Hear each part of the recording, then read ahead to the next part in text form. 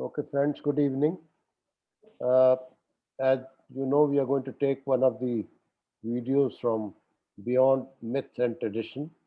So I'm just going to share the screen. It's a video for about 28 minutes.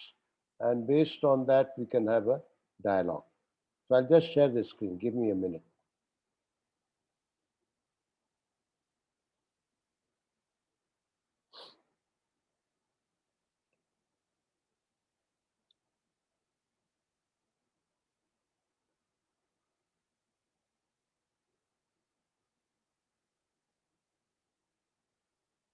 Are you able to see it? Yes, sir. Okay.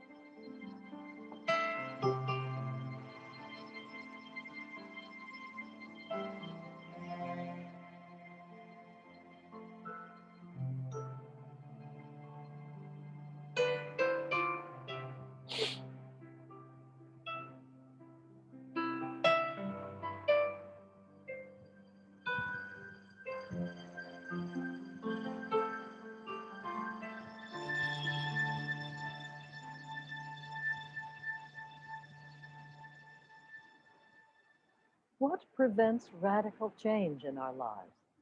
The change that we inherently feel is necessary to bring about a new way of living. Why do we repeat the same patterns generation after generation? Krishnamurti points out that the psychological conditioning of the past, what we have been taught by parents, peers, our education, our work, and social environment, can be iron bars that hold us.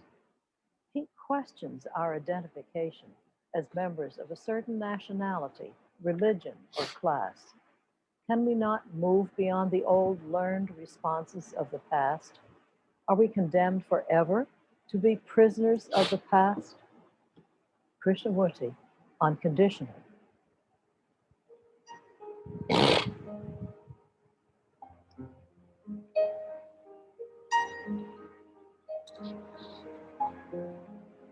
And that's what I want to discuss.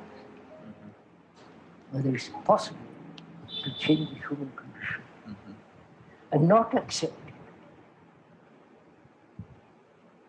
Say, as most philosophers, the existentialists and others say, your human nature is conditioned. You cannot change, you can modify it. Do we accept that? Or do we inquire, shall we inquire into whether it's possible to change this condition? Yes, I think we should inquire into that. If you say it cannot be changed, then argument is over. A lot of this conditioning is deep in our biological nature. Oh, but cannot those also be transformed? I may have inherited what violence from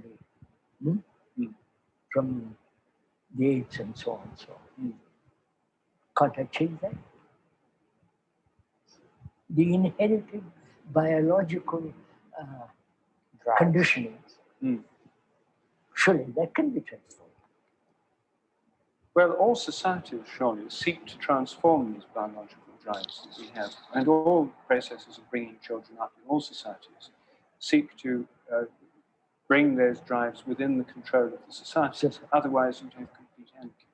So, why do you divide, if I may ask, society and being? As though society was something outside, which is influencing me, conditioning me. But I have my parents, grandparents, so on, past generation, have created that society. So I'm part of that society. I am society. I want to abolish this idea in discussion, this separation from me and society. I am society. I am the world. And the result of all these influences, conditioning, whether in the East or in the West or in South or North, it's all part of conditioning. Yes. So we are attacking the conditioning, not where you are born or East or West. So I'm asking, I'm conditioned that way. Is it not possible to be free? Free of my conditioning? If you say it's not possible, then it's finished.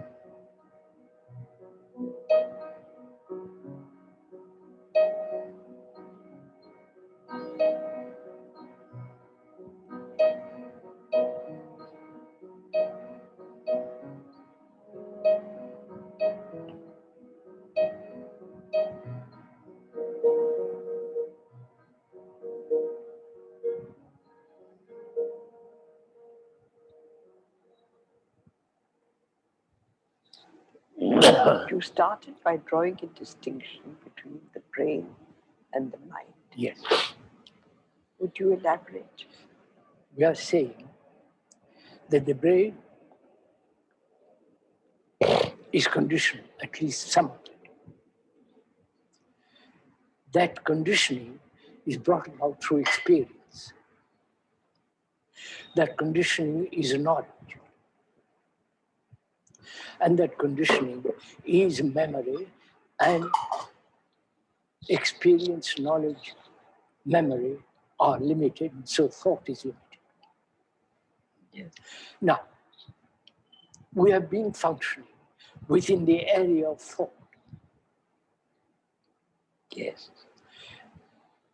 And to discover something new, there has to be, at least temporarily or for a period, when thought is not in movement,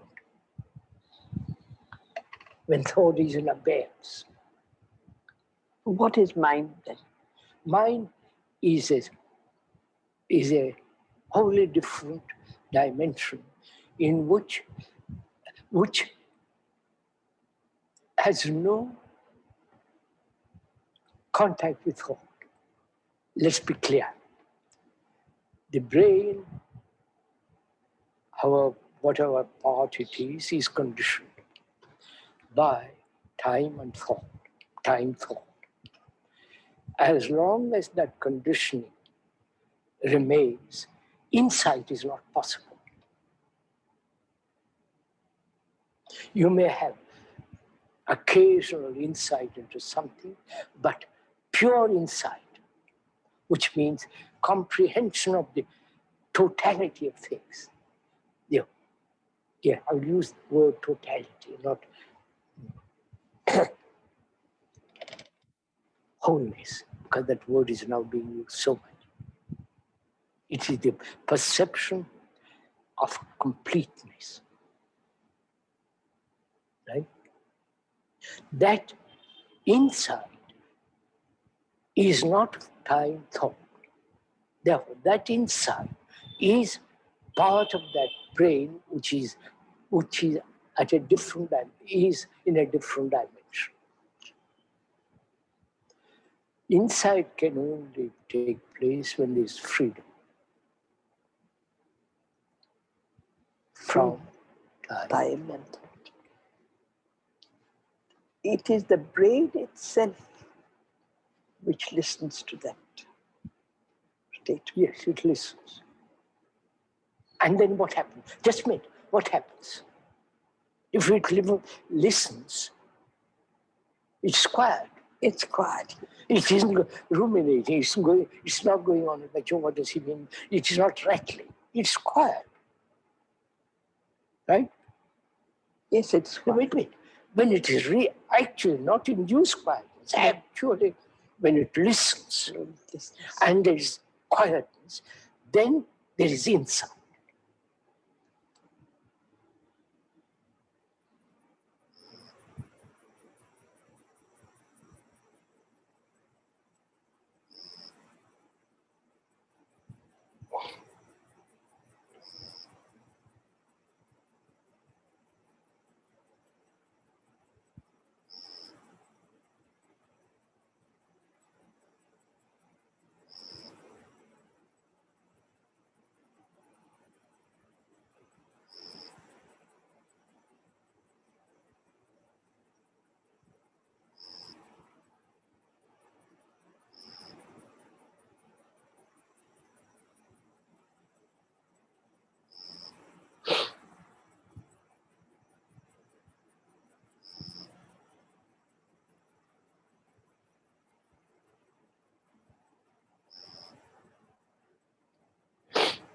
Is it possible not to be conditioned?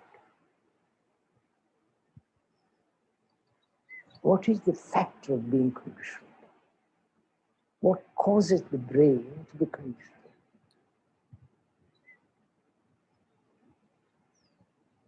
First of all, it's conditioned. There's the demand for security. We're not advocating insecurity. Just listen to the whole story. We want security, both physically, which is natural. So is there security which is not of time? You say? Which is not of hope.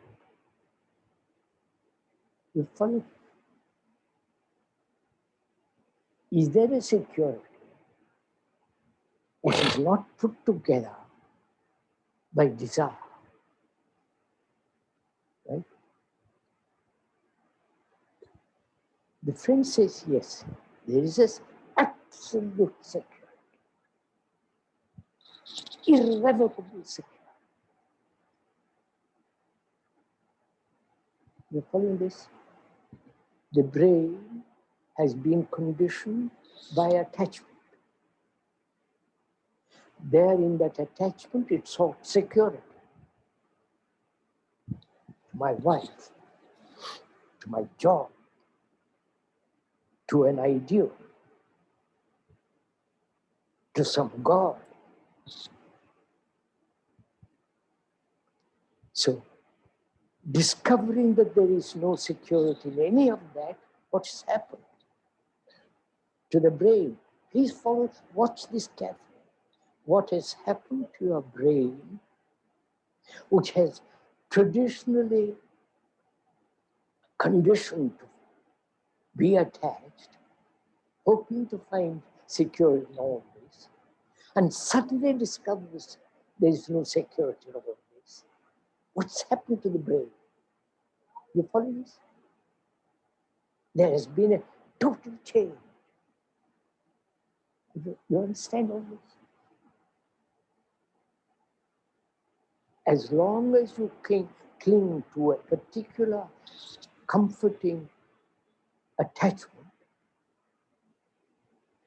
and that in that attachment you sought security, and you find now, after very careful observation, that there is no security in that, the whole movement has moved away from it. So your brain is unconditioned.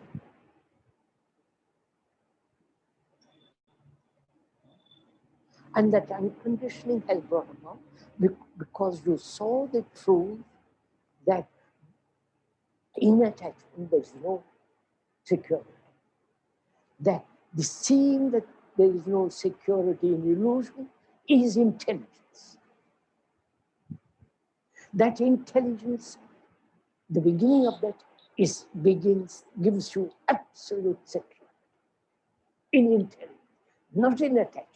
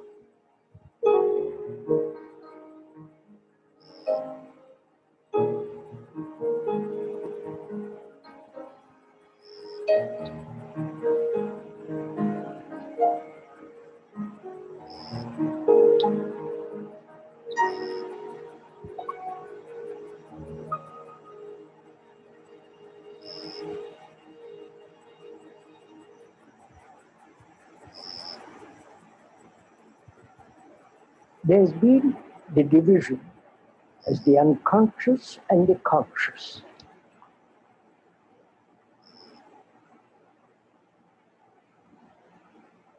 The unconscious is all the past, all the inheritance, all the memories of thousands of years of man.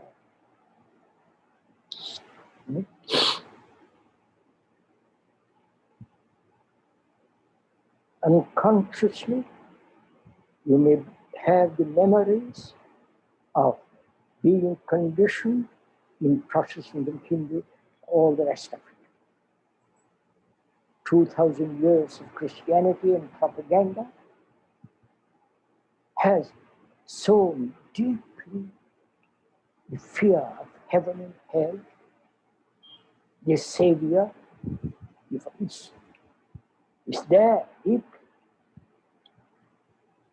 And if you go to the Islamic world, it's there also, and the Hindu world and so on. So, the unconscious is the movement of the past.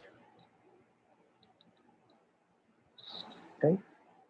Technologically, look how much energy has gone into technology. Our brain is limited, conditioned through vast experience, knowledge, conditioned.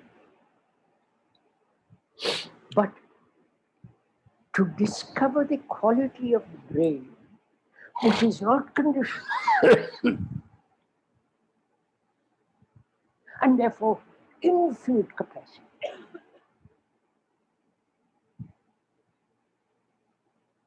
But it is conditioned as British, as French, as all the rest. I believe, I don't believe. I believe in God. He is my guru. That guru is better than this guru. You follow? All that nonsense is going on. So, as it is conditioned, its capacity is limited.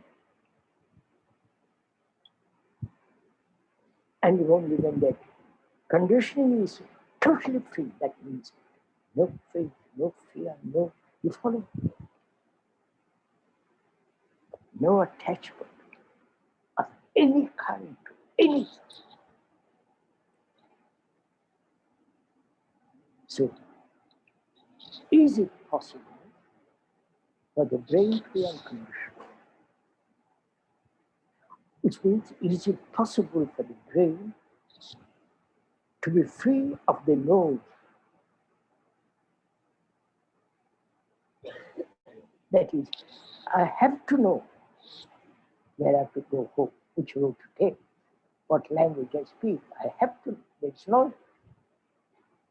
But to be free psychologically, which is the conditioning, which has been conditioned, which the brain has been conditioned, to be free, conditioned by knowledge, to be free of that, then it has got extraordinary capacity. Then we are saying, what is the mind? Instead we talk of consciousness, the brain, and the mind. When the brain is completely free of that psychological knowledge, then the brain is the mind. Because mind is infinite.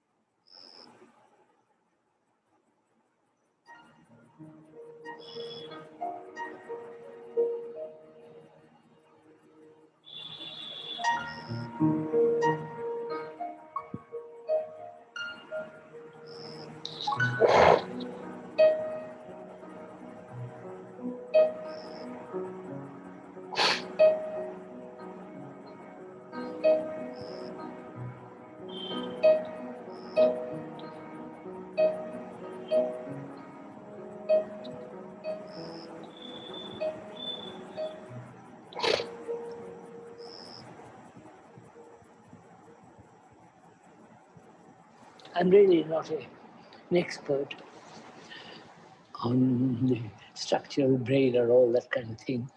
But one can see within, one who can observe one's own activity of the brain, that it is really like a computer that's been programmed and remembers. And it is conditioned. Yes. Conditioned by past generations, by the society, by the newspapers, by the magazines, by all the activities and pressure from the outside. But the conditioning which determines the self, which determines The psyche. the psyche, or you call it the psyche. Let's call it for the moment the psyche. The self. The self, the psyche. That conditioning is what you're talking about. That may not only be unnecessary but harmful. Yes, that's what we were discussing too. Yes. That the emphasis on the psyche, as we are doing now, and giving importance to the self, is creating great damage in the world. But the conditioning of the brain, as I see it, is involving with an illusion which we call the self. That's right. That's right. Can that conditioning be dissipated? Yes. That's the whole question. Yes, and it really has to be dissipated in some physical and chemical and neurophysiological sense, right? Yes. But the brain, it seems to me, is running on its own, from its own program, right? Yes, it's like the computer that's running on its own program. Yes. Now, essentially, what you're asking is that the brain that should really be responding to the mind. That it can only respond if it is free from the thought which is limited. Now then, and we say mind, not only, in reality, even brain is not divided, because we're saying that we're all not only basically similar, but really connected, right? And then we say beyond all that is mind, which has no division at all. It is unconditional. Yes, it would almost seem to imply then that insofar as a person feels he is a separate being, he has very little contact with mind, right? Absolutely, quite right. That's what he has no mind. That's why it's very important to understand, not the mind, but my conditioning. Then whether that my conditioning, the human conditioning, can ever be dissolved. That's the real issue.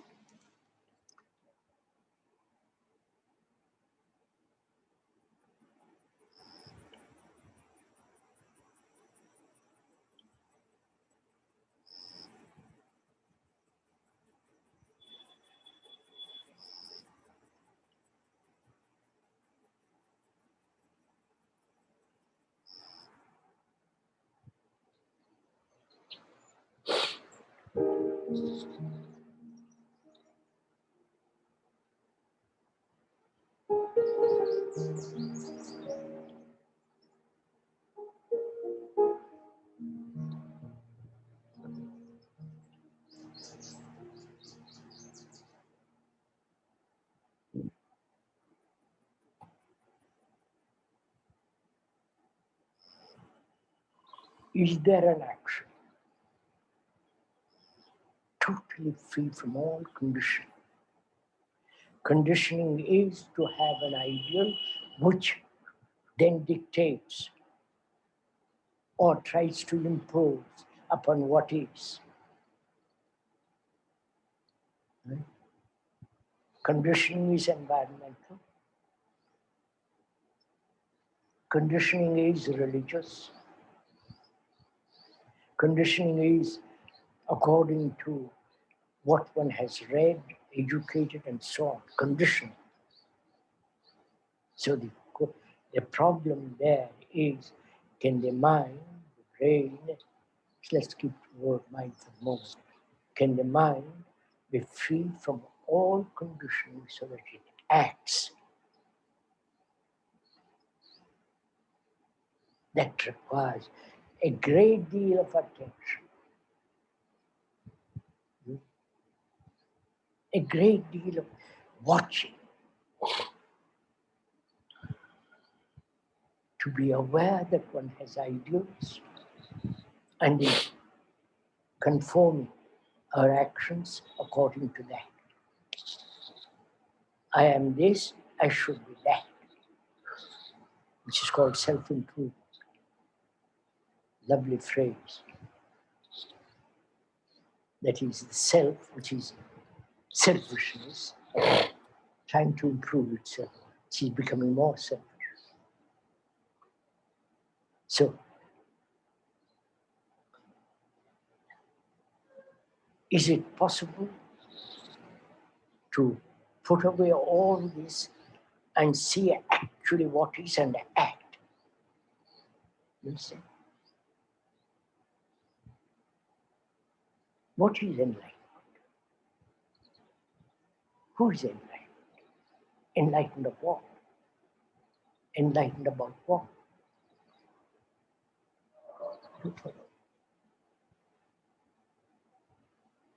Surely a mind that is enlightened is free from all conditions. Can a mind, can a human being enlighten when he's frightened?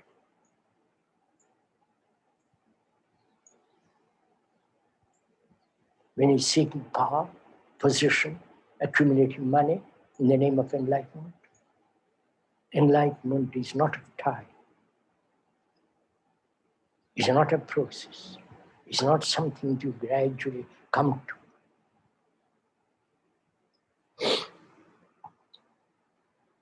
To be free from all conditions, which also implies to be a light to oneself completely.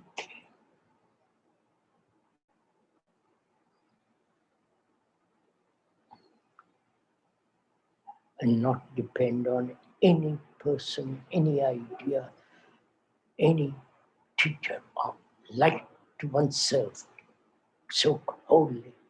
From that light there is action.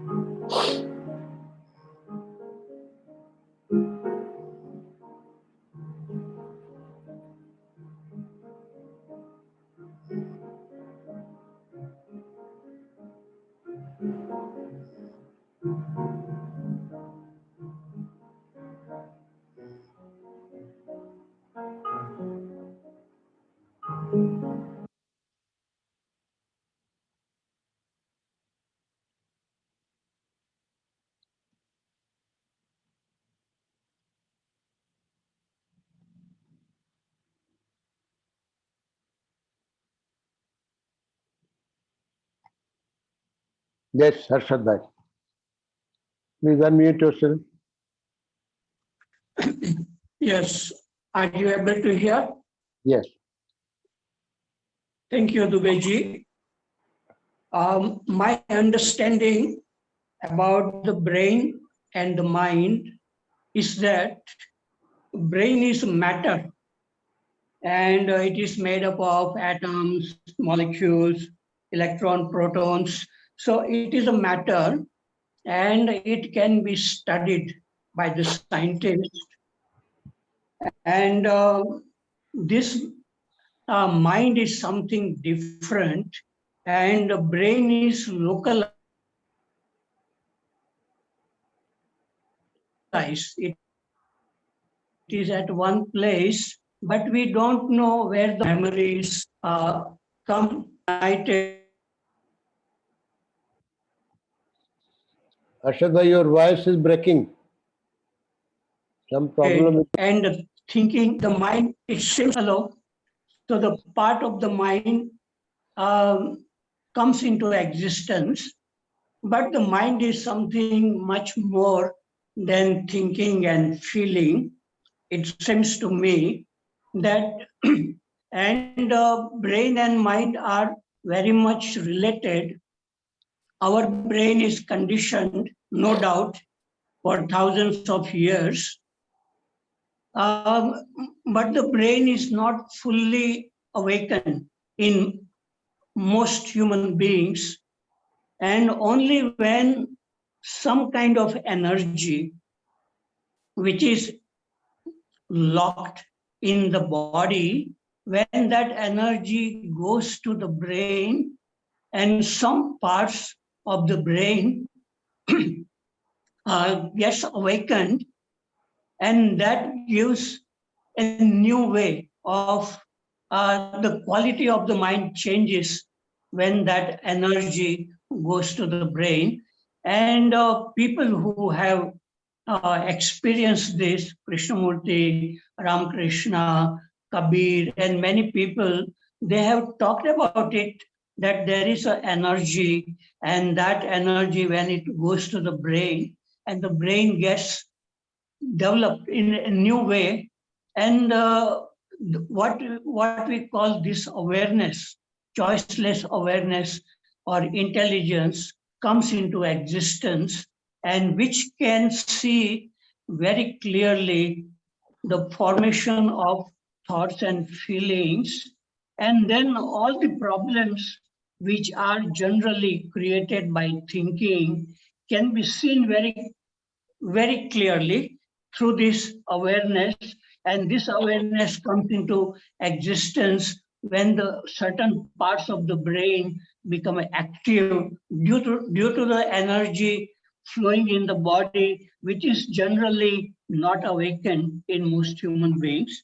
So this conditioning, the brain is conditioned, and that conditioning can come to an end only when this awareness is awakened or intelligence is awakened, which can see the whole working of the thinking and feeling. So that is why I say sometimes that thinking and feeling is a two-dimensional plane, and we are living in that plane mostly. So we are not able to see how the problems are coming into existence. But by some way, this energy is awakened, a brain is transformed, and then there is a way of looking at thinking and feeling very clearly, and that is what Krishnamurti calls awareness or intelligence. And in the light of this awareness or intelligence, all the problems created by thinking and feeling come to an end. That is what I feel. And so it is possible for the conditioning to end, as it Krishnamurti says it very forcefully. He is asking whether this conditioning can come to an end. And if you ask Krishnamurti whether can it end, he will say yes, of course it can end. So in some human beings, this conditioning can end, but it is very rare. Okay, I have finished. Thank you. Thank you, Harshad bhai. Thank you. Yes, Mr. Dinesh Waghmare. Are you able to listen to me, sir? Yes. So in today's message of conditioning, what Krishnamurti has raised some points. We are discussing about conditioning. So what he has said, why the brain makes the conditioning or does the conditioning? It is because it requires security first. Number two, it has got attachments. Then this forms the me, and me is because it is moves in the knowledge. It contains all knowledge and it moves in the movement of knowledge. Now, fourth, he has raised the question: can you be free from the memory? Or this indirectly means, can you be free of your me? So it is very interesting question. Can you be free of all memory or your me? Now what he says, conditioning drops away when you see the danger. As you see a wild animal, then it drops. Now my question is, what my working is this metaphor correct? Because conditioning is because brain requires security, as we discussed. So it is giving security of some sort, maybe technical say, like job, bank balance, physical security, etc., etc. And also conditioning is also linked to the pleasure and pain. It is also linked to the pleasure and pain. Also it is linked to the becoming. It is also linked to the interest and aversions. So basically, can you leave all these things? The question indirectly asks, can you leave all these things or can you be free of all these things? And not only attachments. So the question goes very deep. Now, so can the brain be free of all the old no-use conditioning and painful memories? This becomes a question. And here we have to see really whether this can work.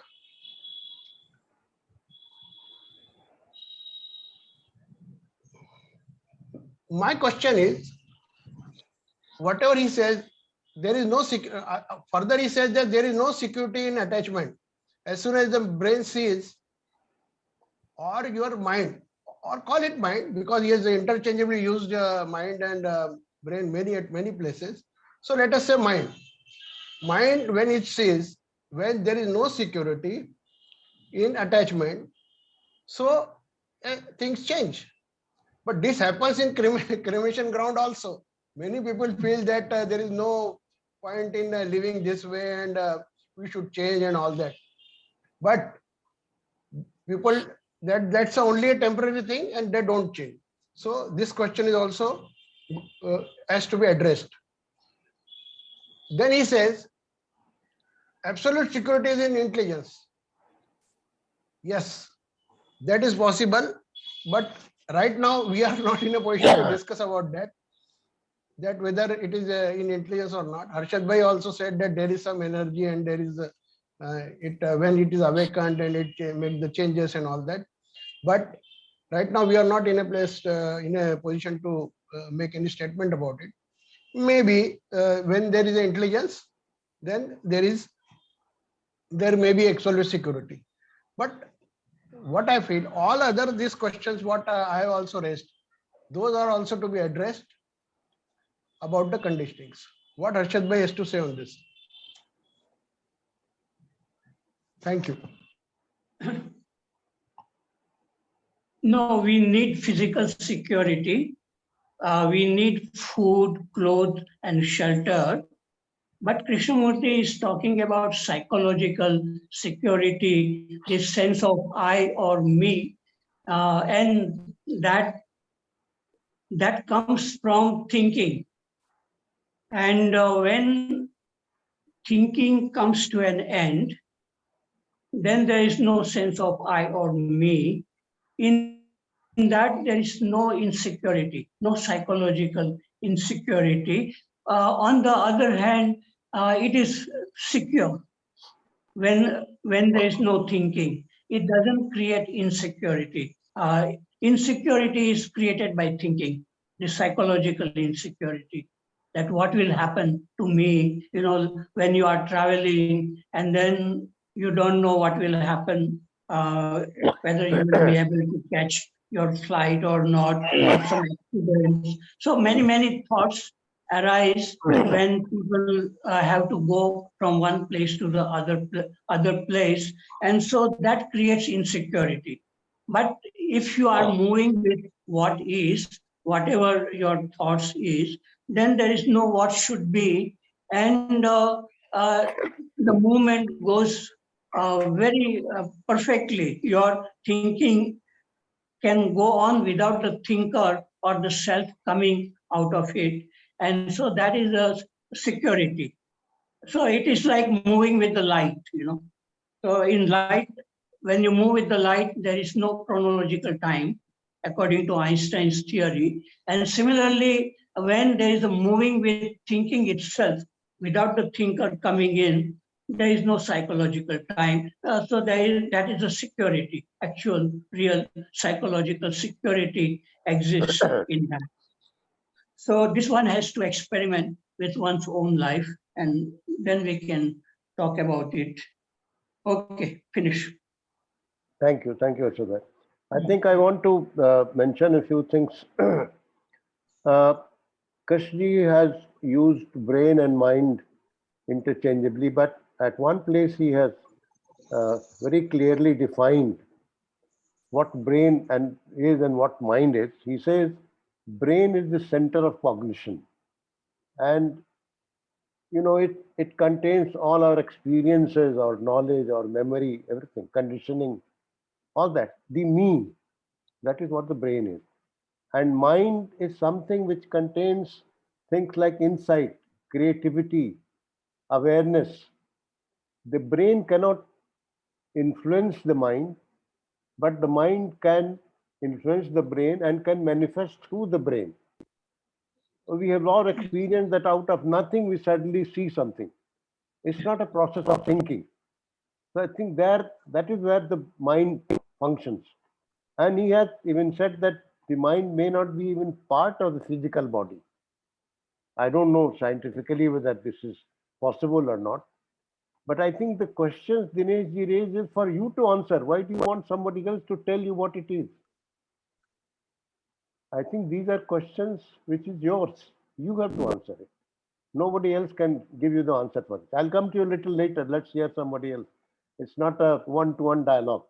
We have to listen to other people also. But I think raising question, I think you should ask yourself why I'm asking this question.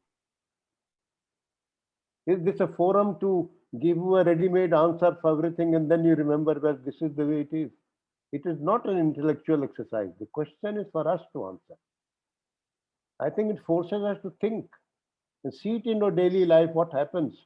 Because so long as the me is separate from the thinker, that duality is going to create conditioning. We have seen that in our daily life. So one has to watch this, and it needs a very sincere and serious watching. This is what I wanted to say. We can listen to Shakti ji, and then I'll come back to Dinesh Waghmare. Yes, Shakti ji. Unmute yourself. Shakti ji.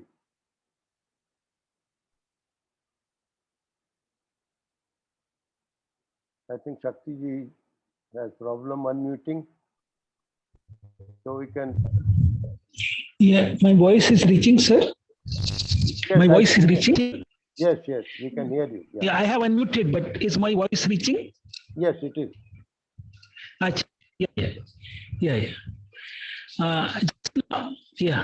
Just now, Harshad ji has mentioned about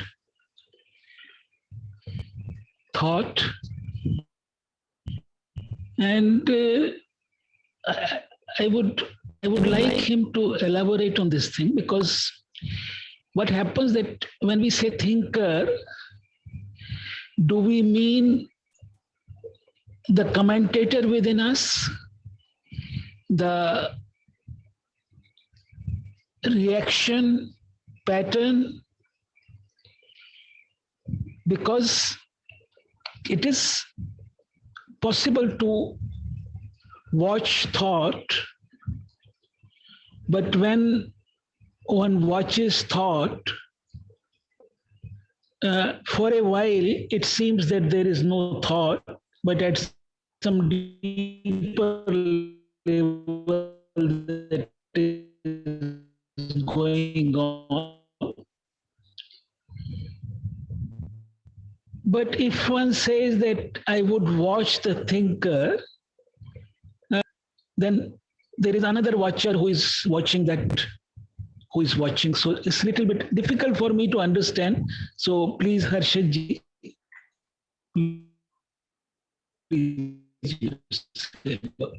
thank you. Thank you, Shakti ji. Harshad, you want to comment?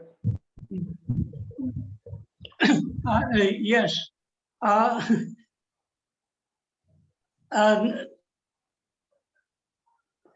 Thinker means the sense of I, which says I like it, I don't like it, I want to be somebody else, or I want something else than what is. So that sense of I is the thinker. And without that, thinking many times is going on, and it is coming by itself. And there's just a watching of it. I don't say I want to stop that song or I want it to continue, but it comes by itself. Most of our thoughts we are not thinking, but there is a possibility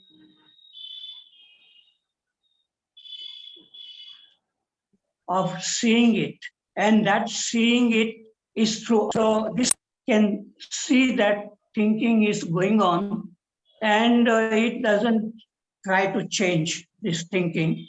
And that is what Krishnamurti calls choiceless awareness, in which there is no sense of I or me or thinker or self or ego, whatever name we can give it.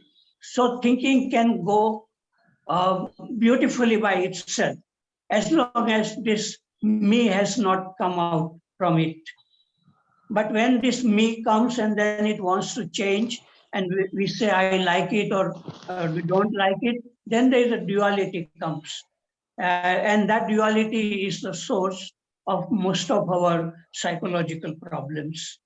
Fear, anger, jealousy, all that comes because of duality. Otherwise, thinking can move by itself, and it can be seen. Not one can see it, but it is seen through this awareness, which is not I or me. It is just awareness. And the other thing which I like to say is that when thinking happens, that thinking is not localized in the brain only, but it can go like a wave from one brain to the other brain. And that is where this non-verbal communication comes, when sometimes there is a resonance between two people. So it seems that something from one brain comes out and it is not localized. It may be thinking or something else, and it can affect other people. And there are some clairvoyants, people who know what you are thinking. They can tell you what is going on inside your mind, because there must be something coming from your mind and going to that the clairvoyant's mind, and that's why he is able to tell you what you are thinking. So some people have demonstrated this, and I have seen it. So brain is matter, it is localized, but this thinking and feeling, they are not localized only in the brain, but they can move like wave, and it can affect other brains and other human mind, and the whole mind. Everything is interconnected. The minds are interconnected, all human mind. And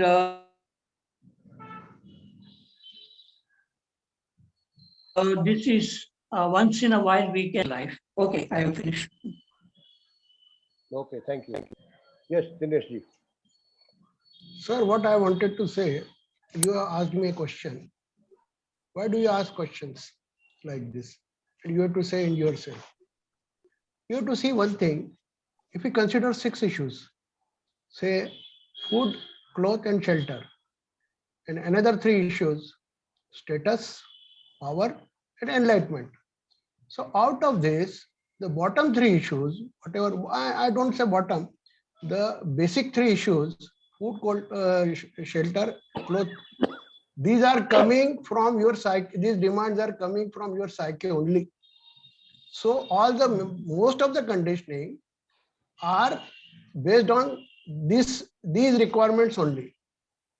So we have to see that when we say psychological memory, how do you see these things? This is one thing. Another thing, what Shakti ji asked, I will just like to share my experience about the energy, what he has asked.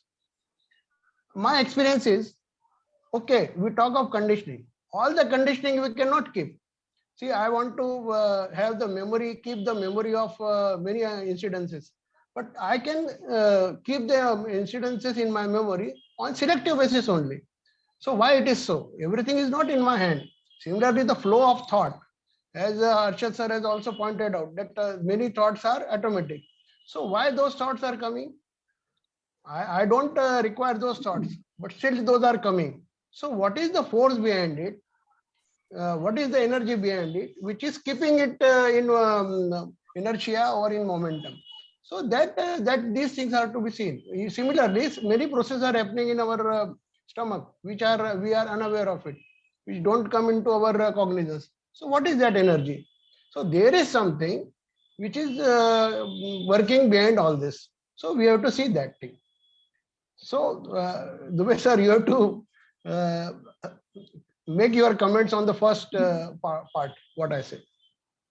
Let me try to look at it purely as an intellectual exercise, because that is what we are doing here.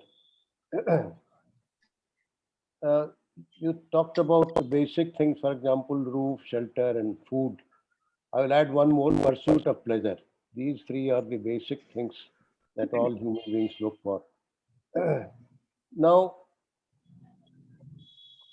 whatever registers in our psyche, in our brain, when somebody says something, can we stop that registration? This is something that we have to ask ourselves. I personally feel that it's not possible to stop registration, because that's the way our whole uh, physical body and brain has been perhaps evolved over the years. Things get registered even though we don't want it, pleasant, unpleasant memories, and so on. But if I, who wants to survive on those memories, can see that, because the I is the one which is creating that memory to survive. If there is no I, those hurts will not be created. So if I can see this very clearly, then that hurt doesn't arise. Then I am able to see exactly what you are saying without any measurement, without any evaluation. So it is for us to be aware. Can we be aware of facts rather than identify ourselves with those facts? For example, somebody may say that, if you had not gone to that place, we would not have this kind of problem. Now, I felt very hurt because, I took all the trouble, drove my car, went there, and all this happened. And you are negating all my efforts and saying that I created the problem. That is one way of looking at it. The other would be that I just listened to you and examined, maybe I shouldn't have gone there. So it doesn't create hurt, but it gives me a message very, very clear that this was not what is desired of me. It doesn't create any hurt. So one has to be very, very careful about the way I self operates, because without some energy the self will vanish, and it doesn't want to happen that to happen. It wants to survive. It clings to hurt, it clings to pleasure, it clings to all kinds of things in order to survive. So one has to be very, very careful what happens to the self because it prevents us from seeing. And the moment the self becomes dormant, you are able to see things as they are. This is what is important, and I wanted to say this. Not as an answer to what Thank you have raised, but this is something we have to examine ourselves. This is what I meant. you, sir. Thank you. Thank you, Verma sir. Please unmute yourself.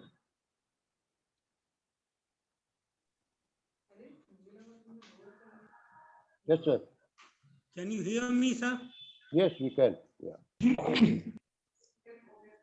I have some observations. I'll share it with you, friends.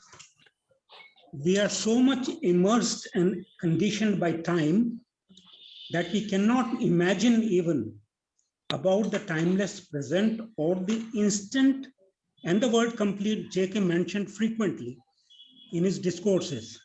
Instantly, completely. When we know it for sure that we are a continuity of what started centuries back, that adapted in different environmental conditions and is present today as me, suddenly it struck to me that the word environmental, mental is very much there. Cosmic mind is there to me as environment. In these videos, I could see a beautiful harmony between sound and stones. It was like a symphony that can be felt in your whole being. This is meditation without a meditator. But we are obsessed with words and waiting to be filled with. Though we talk a lot about non-verbal communication, we hardly appreciate such an effortless connectivity. Forget about centuries, which is made up of countless present moments. Can we see properly and clearly what we have lived with in one generation, in our generation?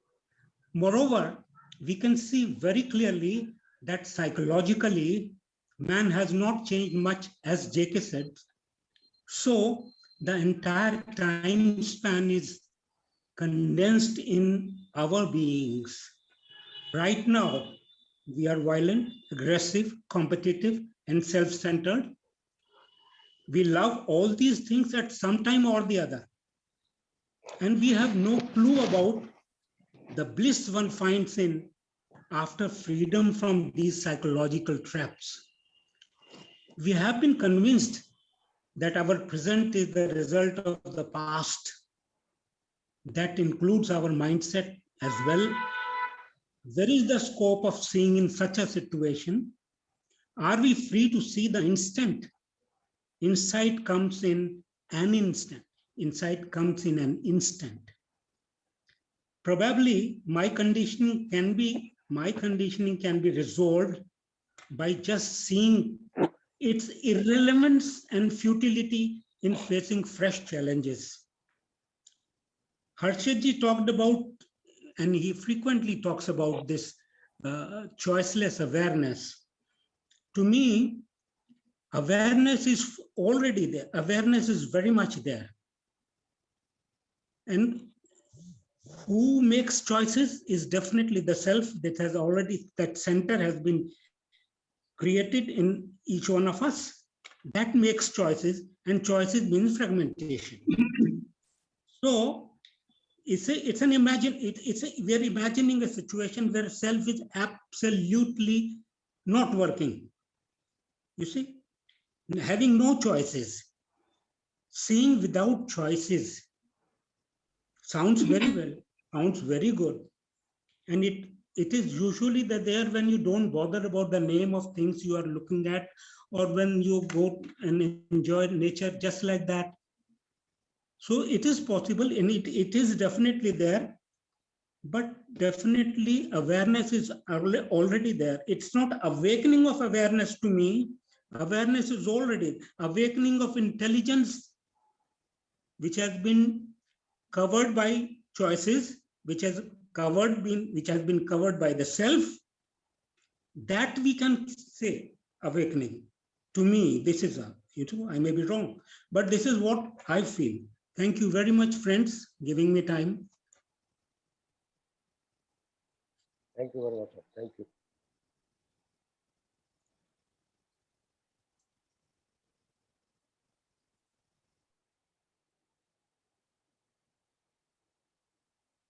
Yes, Prasad, sir.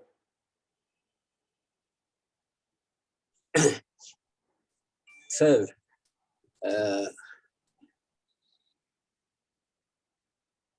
Krishnaji has used, as most of our speakers have observed, brain and mind interchangeably at many places. But at some places, he has also made a clear distinction, as Dubey Sahab has made out. In this video, there is one more comment by K, which possibly is not noticed by most of us. First he said, there is conditioning. Conditioning is of the brain. There is, and he has elaborated those factors of conditioning, like your religion, your education, your specialization, all these things, your environment, all these things, these factors of conditioning, they are there. Brain is conditioned. Then he made a comment. Mind is free from all these things. And when the brain is free from this conditioning totally, then the brain is the mind. So it's a very significant observation. Mind is not something that is totally extraneous. It is the brain which is unconditioned, totally unconditioned. Then it becomes, that itself becomes the mind. So all of us realize that we are all conditioned. There is no question about it. We are conditioned because we are attached to so many things, and attachments are basically for security, because we think there is security in that. And Krishnaji has also made it clear that when you realize that there is no security in all these attachments, and I think it is not difficult to realize that if you really observe with what he called an unspotted mind, somewhere he used that word, unspotted mind, then we realize that there is no security in any of these things. And then there is the dawning of intelligence. Once you realize this, then comes intelligence. And there is, he says, there is absolute security in that intelligence. It is that intelligence which is really a source of security for all of us. I mean, apart from raising hair-splitting questions, if we realize broadly this thing that we are conditioned, that it is possible to be free of that conditioning, that itself is what we should attempt to be free of, you know. Thank you, sir. Thank you, Prasad, sir. Thank you. Yes, Verma, sir. Yes, sir. A few comments on this. We have been discussing this, and there was a big discussion with Upul Jekar and JK about this brain and mind. Although we always talk about holism and this thing and that thing and completeness and this thing, but we are listening how he has used differently in different, and then trying to find out the difference between brain and mind. After listening to all this, when I test myself, the way I am talking is from brain or mind, I don't know. I don't know what is working in me. Absolutely, I'm telling you honestly, we usually based on some discourses, based on some usage somewhere, we start discussing those things. Sorry if I am using this word, I can use it for myself only. But I still don't know. What am I using? What this, how much of self is there? How much selfless is there? And all those questions we have been debated. But this is what it is, sir. Thank you. Thank you very much for giving me another chance. Thank you very much. Yes, Shakti ji, unmute yourself. Yes, sir. It is between brain and mind.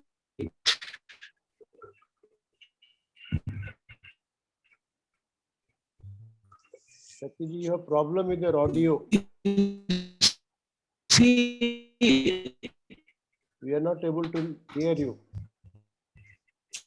Krishnamurti Dubey sir also. Okay.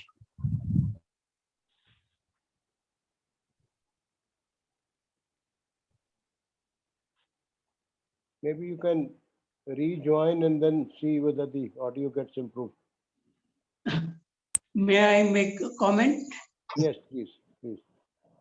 Yeah, I too have some internet problem, and sometimes it goes away, internet, but I hope that it will stay for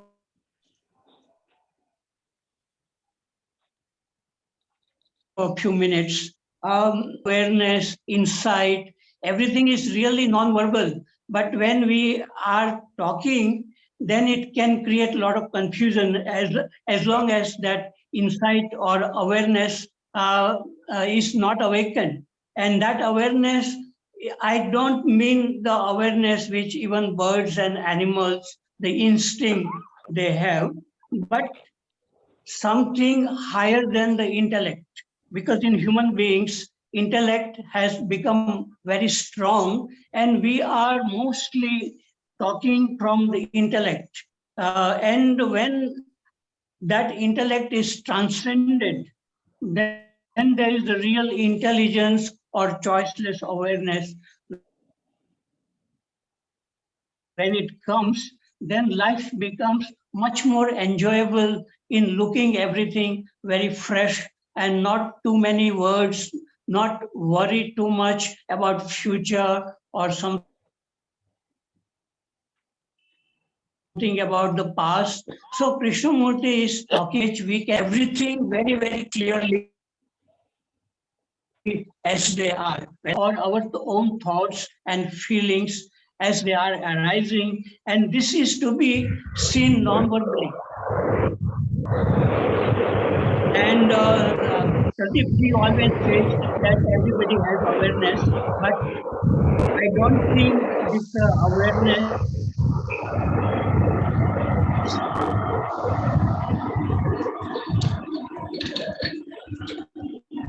I think there is lots of disturbance. Shakti ji has Yes. lots of disturbance. Yeah. So we missed last 1 minute of your talk. Yeah.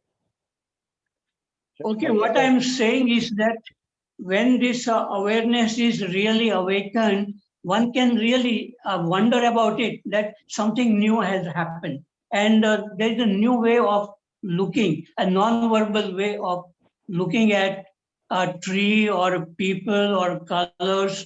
Everything feels fresh. And even if a thought is arising, one can see a thought or feeling is arising. So this is the dimension awareness or choiceless awareness or intelligence is a dimension higher than the intellect.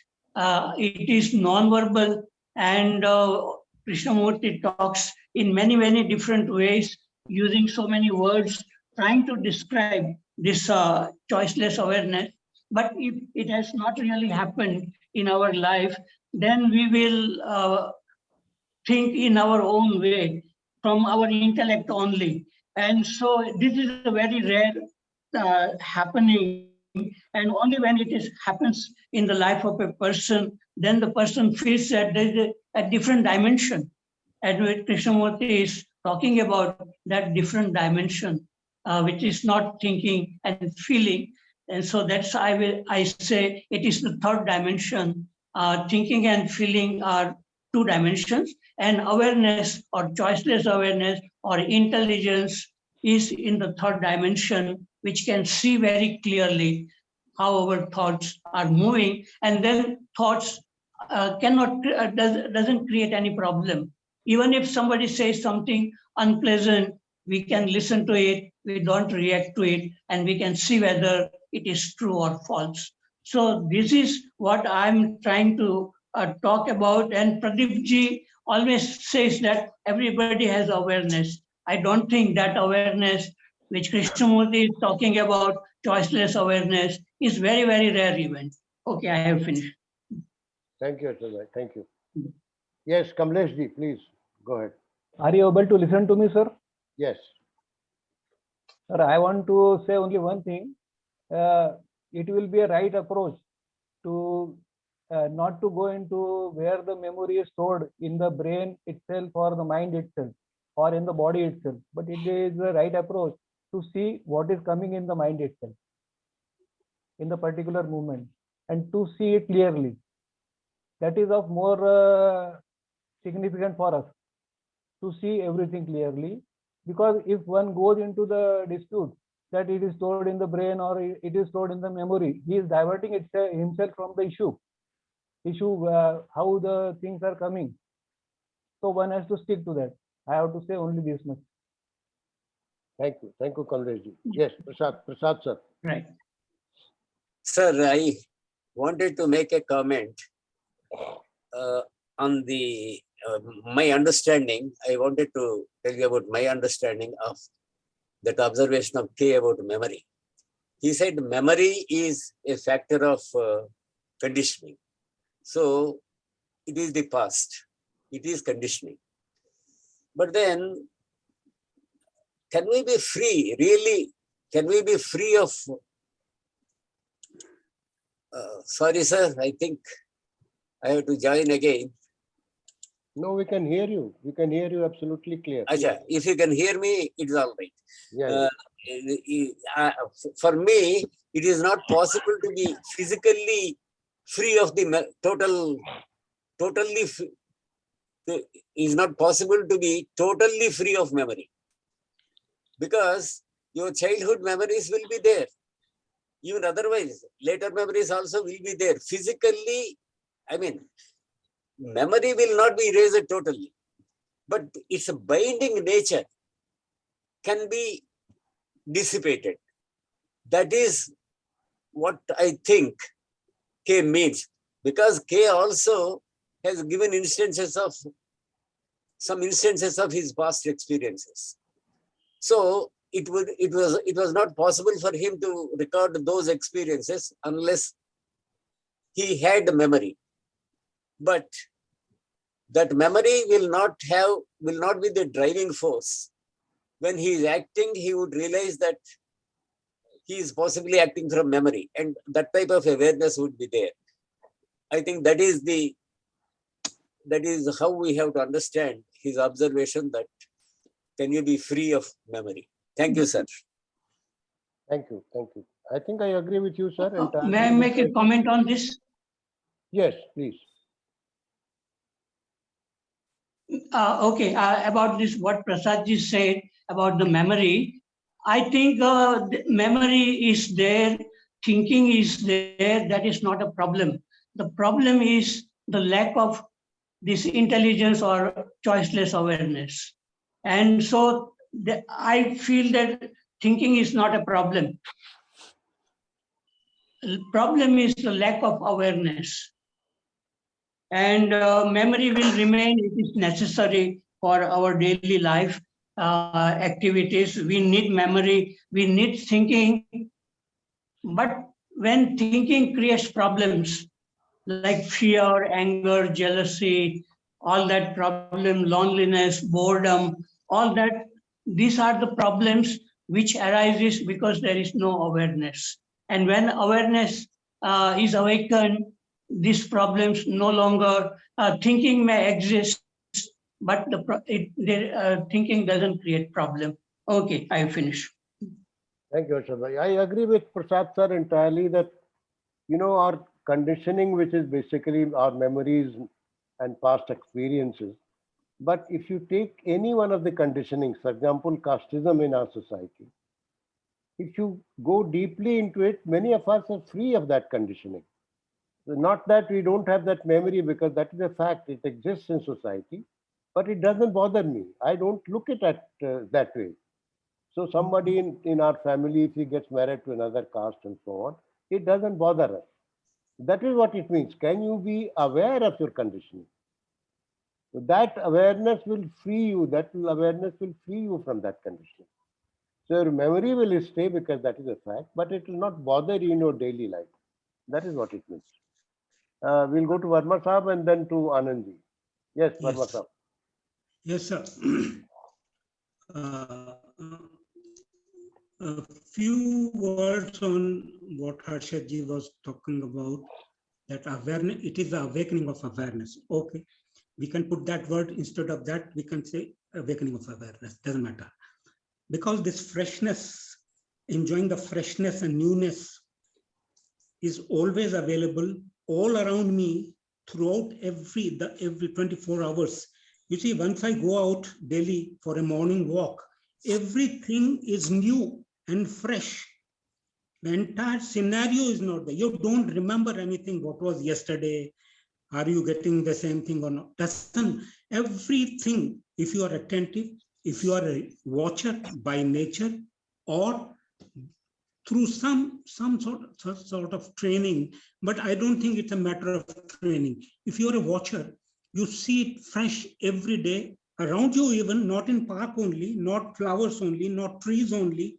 We frequently give these examples. How can you see a tree? So the entire everything demands. You see, everything demands, because I still now recall that line from that fellow who said, everything beacons to perceive it. Everything beacons to perceive it, and says, remember me. So like that, if you daily see everything is fresh and new, it is not a rare thing. It's not a rare thing. How do we know? How anybody can know my freshness? I am talking about some people are talking about JK's vision of freshness and selflessness, but how to verify it? Through me. So I am there always. If I have, this is what I feel, actually it has to come through me only, and I do feel freshness and newness, everything, every day. So there is nothing wrong, and I am a normal person. I'm a normal man. So it's not rare, I think. It is not rare. Thank you. Thank you, sir. Thank you. Yes, Anandji. Last question. I don't know where to begin, sir. There are too many things.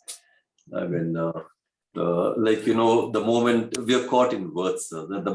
I listen to Krishnamurti and I want to interpret him all the time from my conditioning and my background. I don't want to remain with those words. When he says end memory, I want to end memory. I mean, when I say the mind and brain are different, I say, how is it different? I mean, I don't seem to remain with what he is saying. I mean, he has said the mind is the child of the brain, he says. If your mind is distorted, your brain is distorted, the mind is also distorted. But again, there's no connection. The mind can act on the brain, but the brain cannot do anything about the mind. I mean, he has said all that, but can I remain with that? But all the time I want to interpret. I say that memory should not be there. Without memory, I won't live, sir.